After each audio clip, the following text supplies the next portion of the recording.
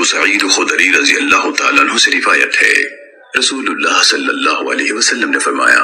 مہدی مجھ سے یعنی میری نسل سے ہوگا، اس کی پیشانی فراخ اور ناک بلند ہوگی، زمین کو عدل و انصاف سے بھر دے گا جیسے کہ ظلم و زیادتی سے بری ہوگی، اور 7 سال تک حکومت کرے گا۔ سنن ابو داود حدیث نمبر 4285۔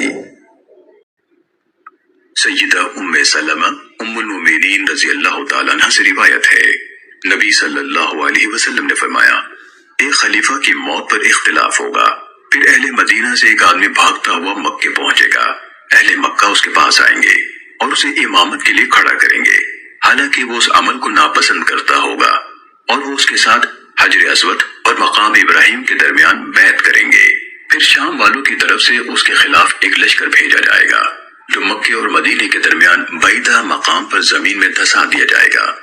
لوگ جب یہ حال دیکھیں گے تو شام کے ابدال یعنی صالحین اور اہل عراق کی جماعتیں اس کے پاس آئیں گی اور اس کے ساتھ بیعت کریں گی۔ پھر قریش میں سے ایک آدمی اٹھے گا جس کا ننیال بنو کلب میں ہوگا، پھر وہ قریشی کلبی ان مہدی کی بیعت کرنے والوں کے مقابلے میں ایک لشکر بھیجے گا تو وہ مہدی والے ان پر غالب آ جائیں گے، چنانچہ بنو کلب کا یہی لشکر ہوگا جو مغلوب ہوگا، اور خسارہ ہوگا اس کے لیے جو کلب کی غنیمت میں حاضر نہ ہوگا۔ مہدی مال تقسیم کرے گا اور لوگوں میں ان کے نبی صلی اللہ علیہ وسلم کی سنت نافذ کرے گا، اور اسلام اپنی گردن زمین پر ٹکا دے گا،